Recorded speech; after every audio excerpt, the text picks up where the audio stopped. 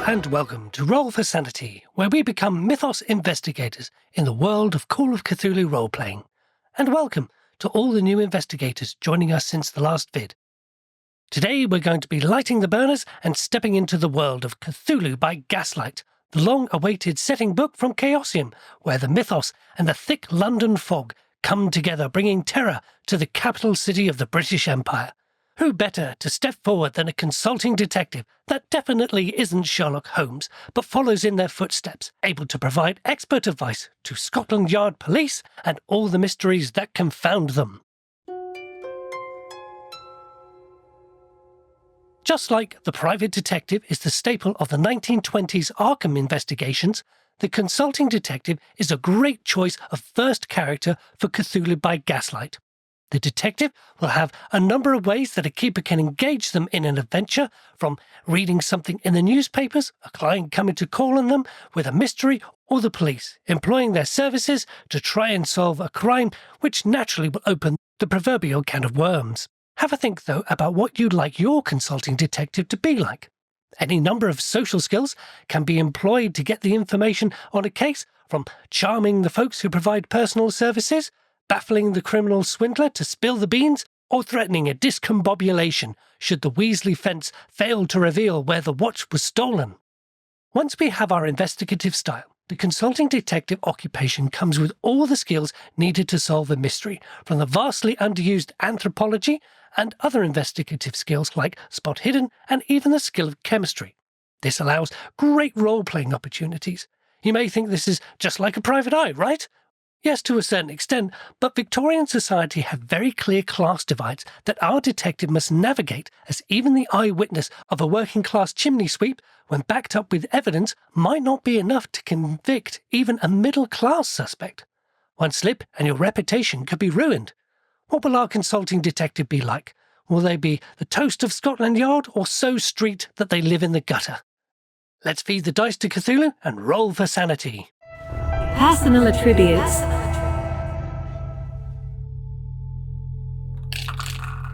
Strength, 10. Dexterity, 12. Intelligence, 11. Constitution, 12. Appearance, 13. POW, 8.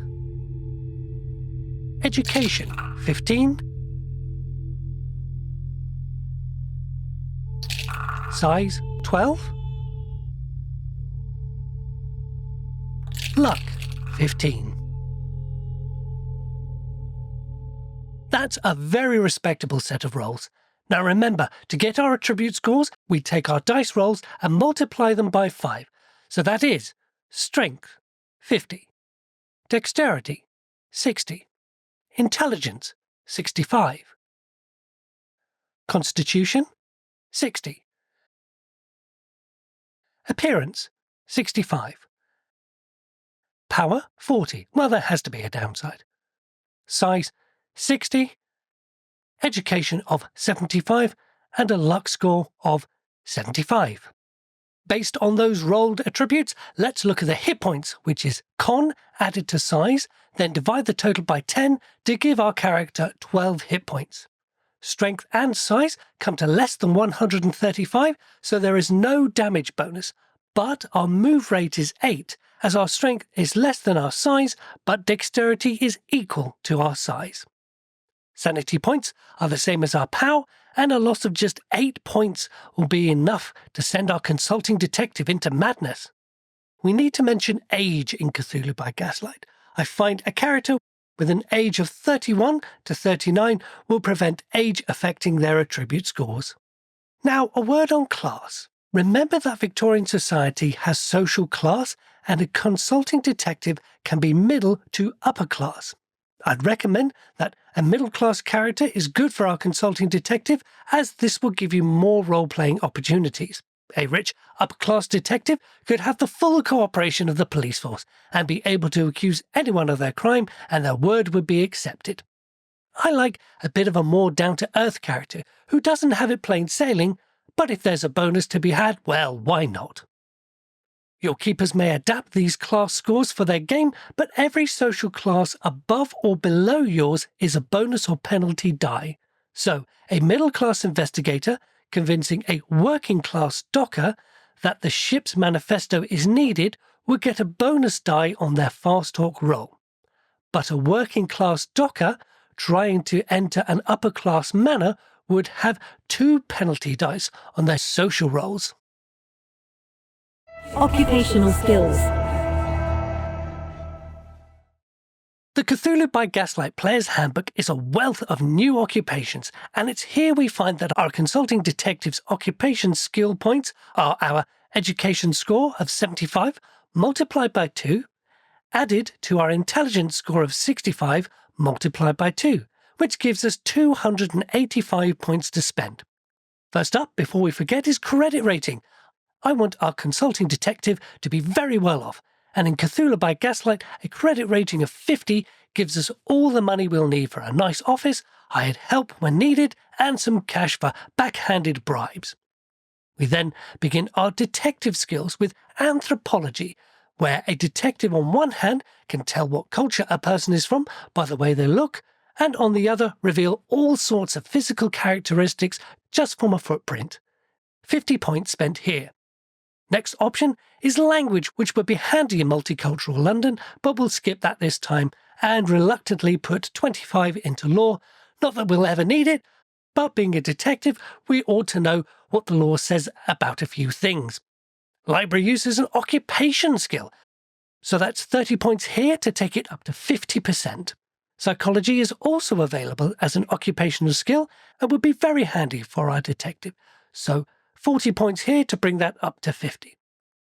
Remember that we take our skills up to 50% as that reduces the chances of a fumble. We'd have to roll a 100 to fumble, but any skill below 50 fumbles on a roll of 96 to 100.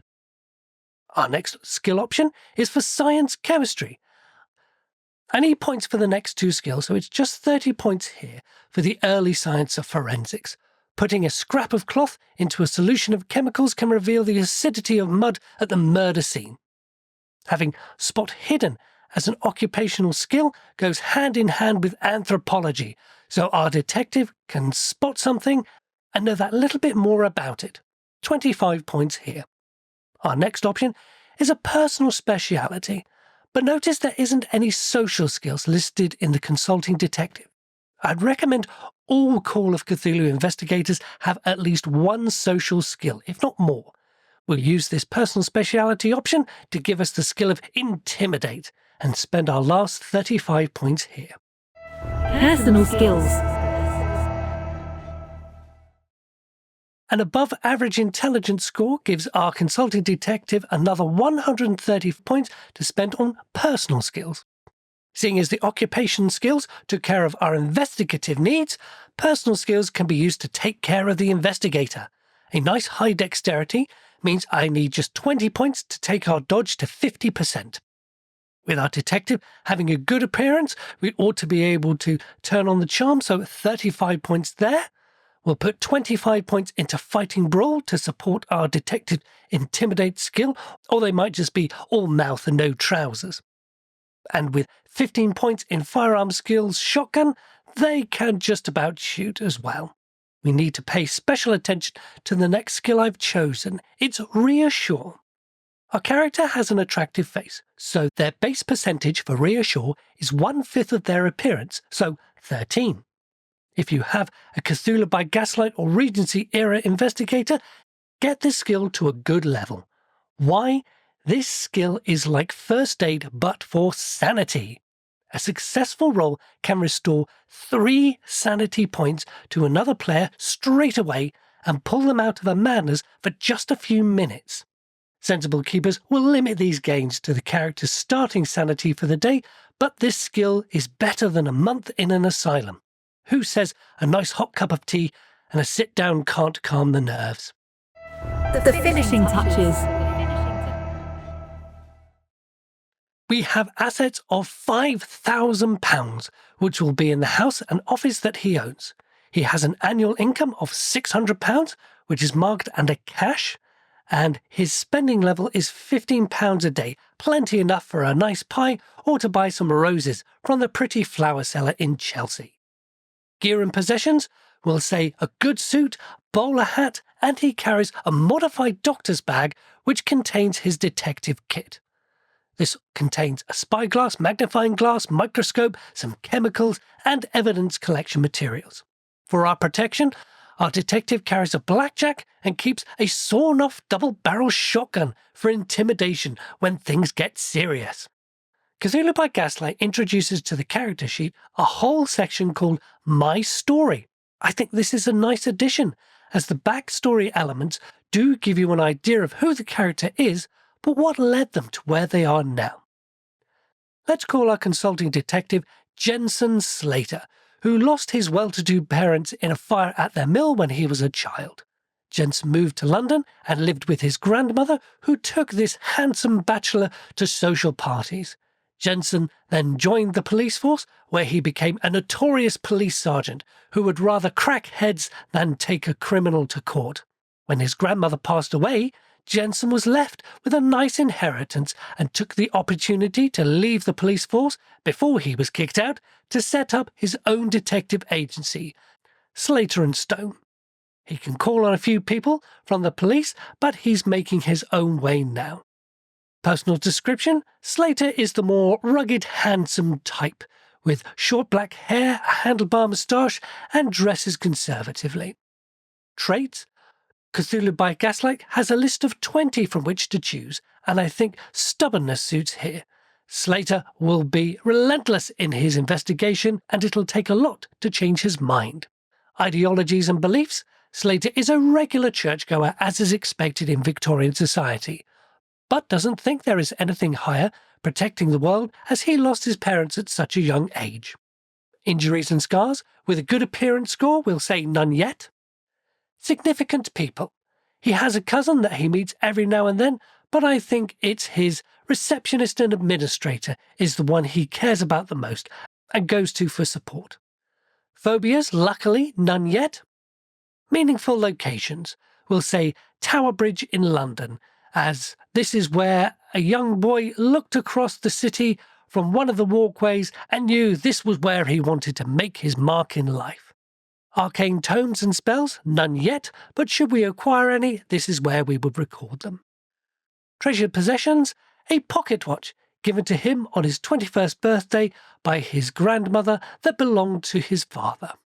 Encounters of the strange: I always recommend characters are aware that something is out there, and for Jensen Slater, after the mysterious circumstances surrounding his parents' death, he was always on the lookout.